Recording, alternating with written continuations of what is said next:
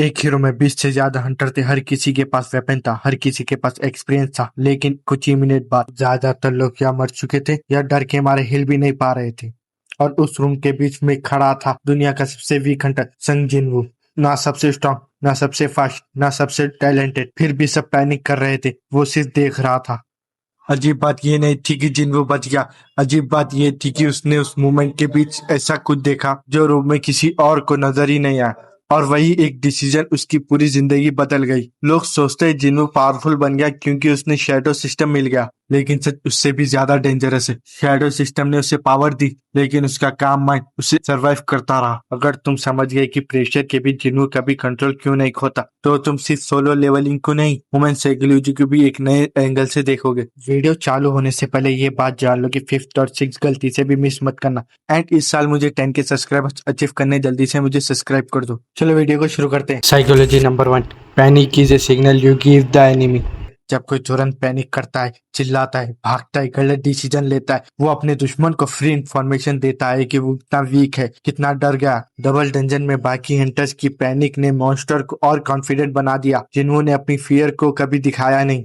जितना कम तुम रिएक्ट करोगे, उतना दुश्मन को पता चलता है तुम्हारे अंदर क्या चल रहा है। इसी वजह से जिन्हू हमेशा अनप्रिडिक्टेबल रहता है, चाहे वो कितना भी वीक हो। Psychology number 2, the calculation behind the stillness. जब जिन्हू डबल टेंशन में खड़ा था, लोग सोचते वो शॉक था, फ्रीज हो गया है। असल में वो पूरी सिचुएशन को माप रहा था। कौन सा मॉन्स्टर किस डायरेक्शन में से आएगा, कितना टाइम है, कौन सा रास्ता बचा।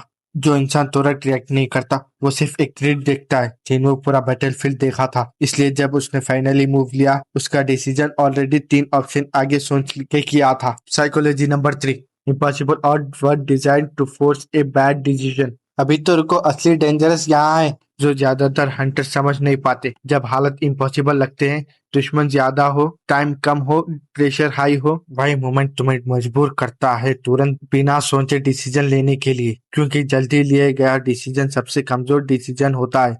जिन्हों ने कभी खुद को उस जल्दी में नहीं डाला। हर इम्पॉसिबल सिचुएशन में उसने पहले एहसास किया, फिर मूव लिया। यही वजह थी कि वो बार बार सरवाइव करता गया जब बाकी हंटर्स नहीं कर पाते थे। Psychology number 4, why this made him nearly unkillable. यही एक क्वालिटी थी जो जिन्वू को दुनिया के सबसे डेंजरस हंटर में बदल देती थी। हर बार जब फाइट इम्पॉसिबल लगता था, जब एनिमी ज्यादा स्ट्रांग होता था, जिन्वू पैनिक नहीं करता था। वो बस अपनी नेक्स्ट मूव को कैलकुलेट करता था। रियल लाइफ में भी यही काम करता है। जो प्रेशर में सबसे पहले रिएक्ट करता है, वो कमजोर पोजीशन में आ जाता है।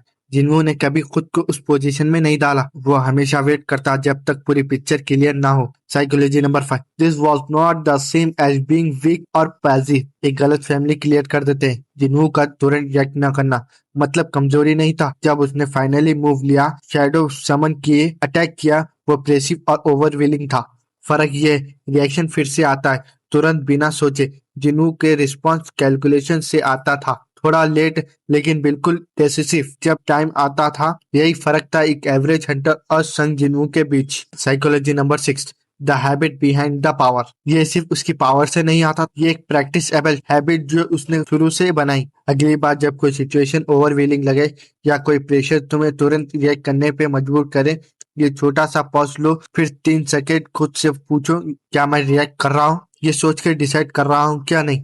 ये 3 सेकेंड यही डिफरेंस क्रिएट करता है। जिन्नू के लिए यही हैबिट था जिसने वर्ल्ड वीकेस्ट हंटर से शैडो मोनार्क बना दिया। जिन्नू कभी तुरंत चेक नहीं करता था, क्योंकि वो जानता था तुरंत लिया गया डिसीजन सबसे वीक डिसीजन होता है। अगली बार जब कोई सिचुएशन में तुम्हें ओवरवेलिंग करे, तुरंत रिएक्ट मत करो और एक पॉज लो, सोचे फिर मूव लो।